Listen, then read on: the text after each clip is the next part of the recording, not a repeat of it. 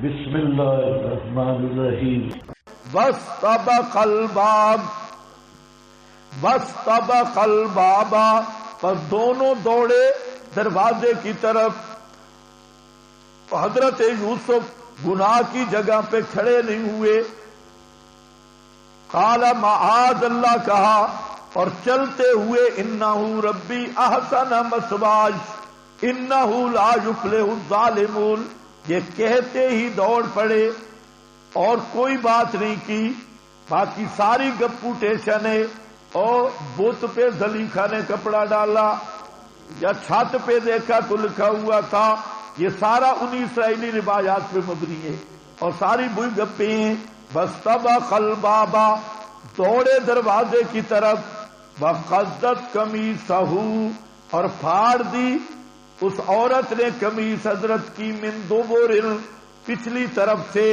وَأَلْفَ يَا سَيِّدَهَا، اور اتفاقاً پایا اس کے زوج کو، سیدہا اس کے خامند کو، لدل باب دروازے کے پاس کھڑا ہوا۔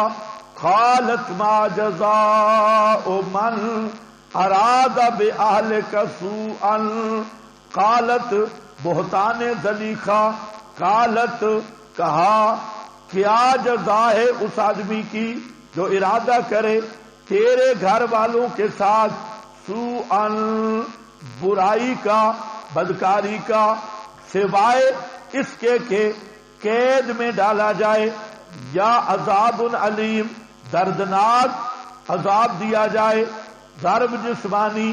قال ہی راودتنی، فرمایا اسی نے پھسلانا چاہا مجھے میرے نفس سے۔ وشاہد شاہد من آلہا، اور گواہی دی ایک گواہی دینے والے نے زلیخا کے خاندان سے، ان کان قمیصہ، اگر ہے قمیص اس کی، قد من قبل، پھٹی ہوئی پیچھے آگے سے، فصدقت، تو یہ عورت سچی، وہو من الکاذبین، اور وہ حضرت یوسف جھوٹوں سے۔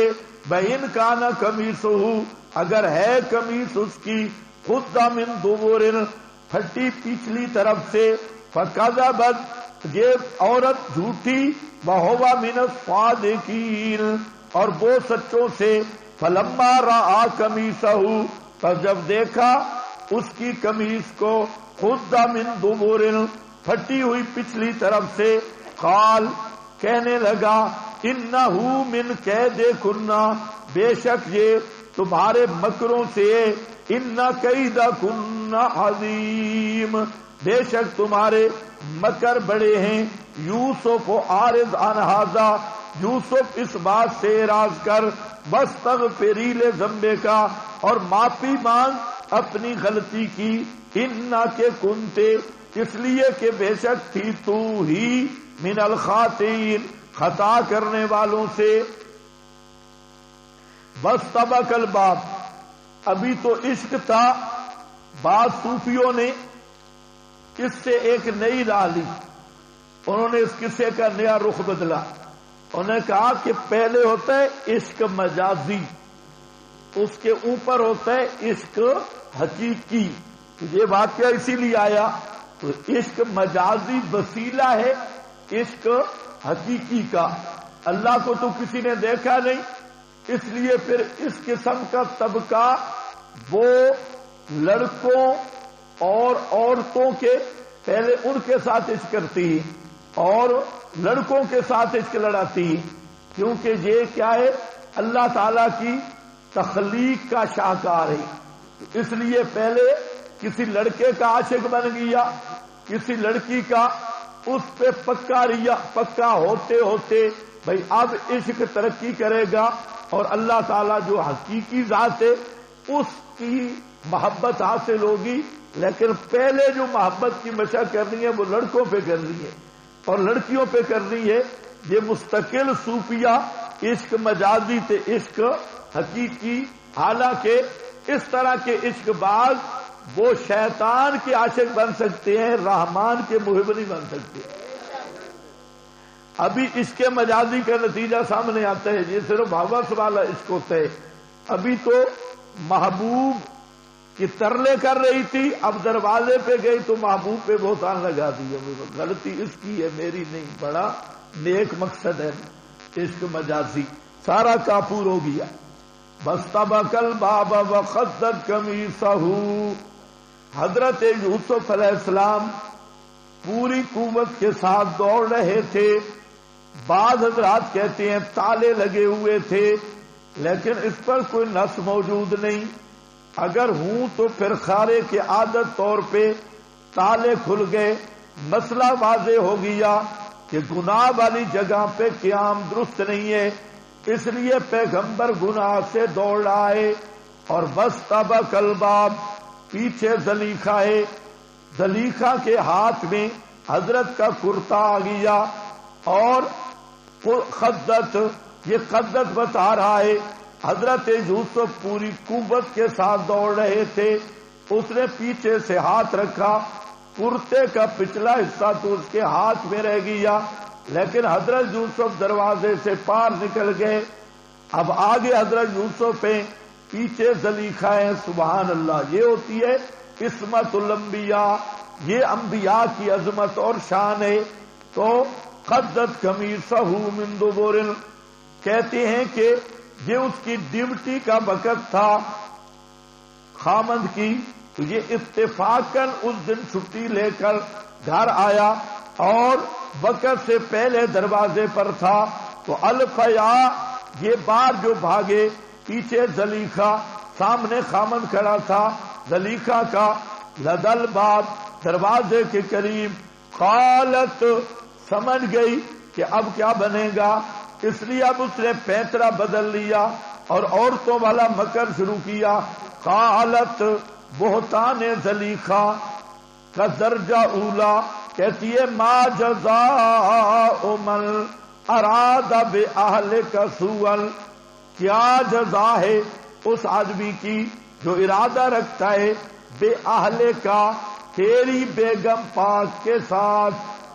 بے اہل کا استبعاد ہے، اے عزیز مصر تیرے گھر والے، تیرے گھر والوں کے ساتھ سوءا، زناکاری کا جو ارادہ رکھتا ہو، نہیں اس کی جزا مگر این اس جانا، سوائے اس کے کہ جیل میں ڈالا جائے.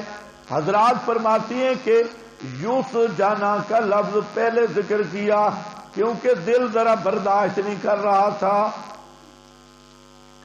مار چار کی بات بعد میں کی ہے کیونکہ محبوب کی مار دل برداشت نہیں کرتا، اس لیے کہتی ہے مگر یہ کہ سوائے اس کے نہیں کہ جیل میں ڈالا جائے یا عذاب علیم دیا جائے، یعنی ضرب جسمانی. قال ہی راودتنی، جواب بہتان. فرمایا حضرت یوسف نے، اسی عورت نے پھسلانا چاہا مجھے میرے نفس سے. بس حضرت نے اتنی بات کی، کیوں؟ ضرورت ہی اتنی تھی، اپنی صفائی پیش کر دی اور مزید بات کی ضرورت ہی نہیں تھی. بعض حضرات نے کہا کہ حضرت چونکہ ان کا نمک کھاتے تھے تو اس نمک کا حیا کیا اور مزید بات نہیں بڑھائی، صرف اپنی صفائی تک رکے. تو واللہ عالم، بس اب مسئلہ بن گیا. زلیخا کہتی ہے کہ اس نے چھیڑ چھاڑ کی، حضرت یوسف کہتا ہے کہ اس نے کی، وہاں بندہ موجود نہیں تھا اور عزیز مصر بھی اب آ رہا ہے، تو اب کیا بنے گا، فیصلہ کیسے ہوگا.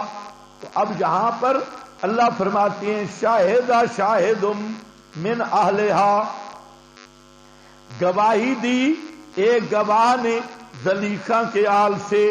اہلہا، یہ شاہد کون ہے؟ بعض حضرات کہتے ہیں کہ یہ شاہد خود کرتا ہے،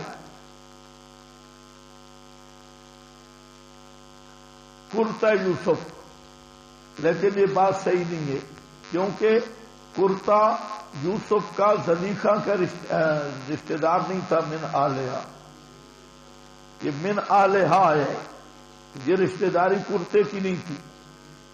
اب دوسرا قول یہ ہے کہ یہ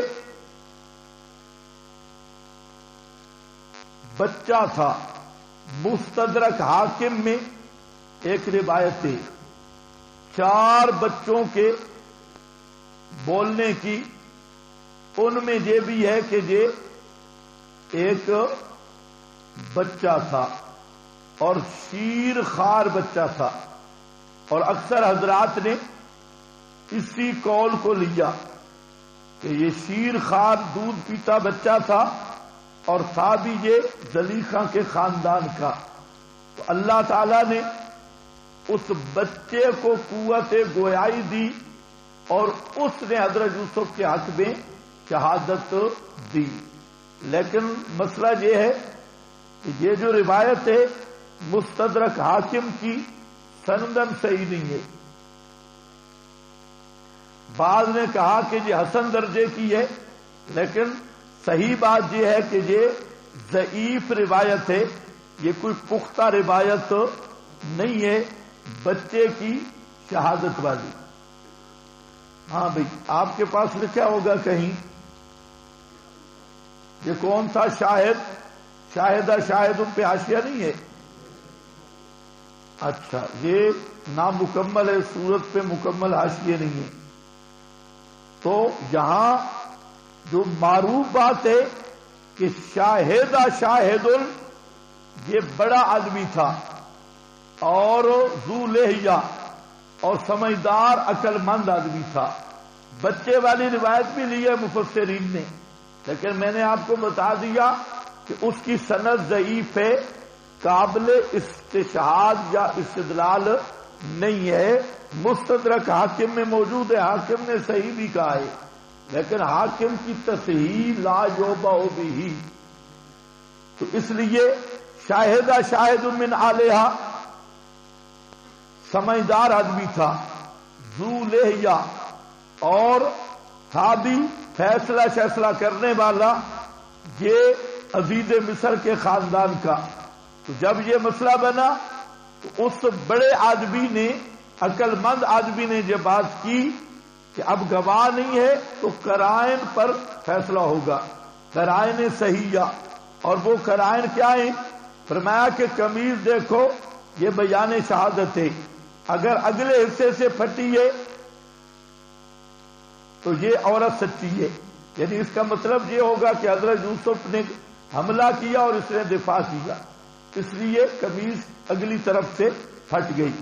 اور اگر قمیض قدہ من دبر پچھلی سائڈ سے پھٹی ہے تو اس کا مطلب ہے کہ حملہ آور عورت ہوئی ہے اور یوسف کا قصور نہیں ہے.